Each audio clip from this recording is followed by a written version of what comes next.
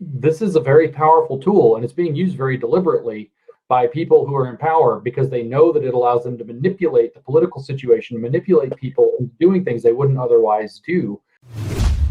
Who are hell-bent in suggesting that South Africa is a society of blacks and whites who are near the brink of a race war, when the evidence actually isn't here. But there's a reason why they do this, isn't there, James? And again, maybe cite some American examples in your case. There is definitely a reason why it's often the elites who are the purveyors of these ideas, despite even what maybe ordinary Americans or ordinary South Africans actually say or do and as their everyday engagement. I listened to that whole thing and I thought, wow, that's just like America right now. I mean, we have so many high-profile cases where you have, everything being blamed on white supremacy. I have this running joke on Twitter where an Asian American will get attacked, Chinese or Korean or Japanese or whatever will get attacked. It's usually, but not always, by a black individual. It's very rarely by a white individual. But I have this button meme where somebody's slapping a big blue button and it says white supremacist, because immediately that's the narrative. And this is actually a key, I want people to understand that this is a key tenet. This isn't like an occurrence that happens because, or a consequence of critical race theory. This is a key tenet of critical race theory, is that the facts and the evidence are less important, as they say, than narrative spinning and counter storytelling. So what they do is they use examples like this and they frame them in a particular narrative way. And the goal is actually to inflame these issues. If you follow critical race theory, very rarely says it explicitly, but if you follow backwards to the critical theory that it's derived from, they very explicitly say that people have to basically be awakened to the nature of their oppression. They have to be awakened to just how bad and racist or structurally disadvantaged they are. And the only way to do that is to by constantly telling them this narrative over and over and over again. Here's another example of how you're oppressed. Here's another example of oppression. Here's another example of oppression. And it's the goal is to awaken what the critical theorists in the 1960s called a critical consciousness, or what they call a critical race consciousness, or just a race consciousness now.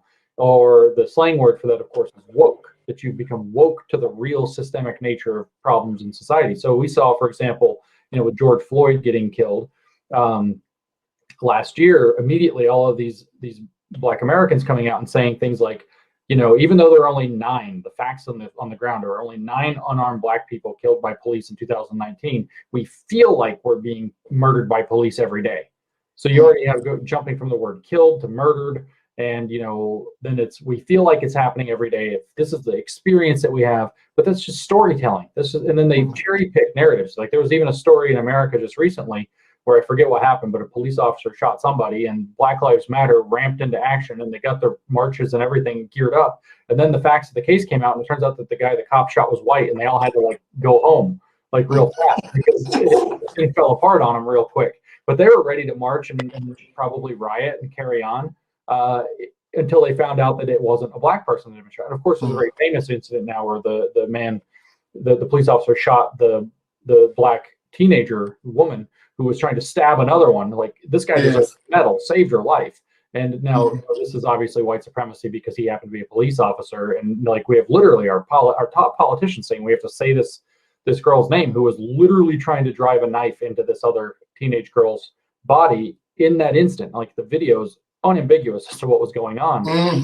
So this is the whole thing, though, is that you have to make the narrative. You have to make the narrative. Say her name, blah, blah, blah. Say, make it personal. That's Saul Alinsky. Bring up that personal aspect. Make it personal and drive these issues. And you are right. It is the elites who are definitely trying to push this because it keeps us divided and it keeps us, with American politics, it was able to be foisted into this huge narrative that Trump himself is a racist and Trump was encouraging racism, blah, blah, blah. And so what do you end up seeing? You end up seeing so much fear and panic around Trump that we have this record turnout allegedly in this election we just had. And Biden, both candidates got the #1 and #2 most votes of any candidate ever in an American election somehow, because people are so panicked because they've driven this narrative and they used that racist narrative, or racism narrative, I should say, to push Trump out of office. And now, people they're having the buyer's remorse, but it's like, this is a very powerful tool and it's being used very deliberately by people who are in power because they know that it allows them to manipulate the political situation, manipulate people into doing things they wouldn't otherwise do. And if you keep people with this idea that we're like right at the edge of a race war, and you're constantly feeding them a story about power dynamics, man, you can really generate some hate. You can really generate some political mobilization. You can really get people to do some stuff that's dangerous.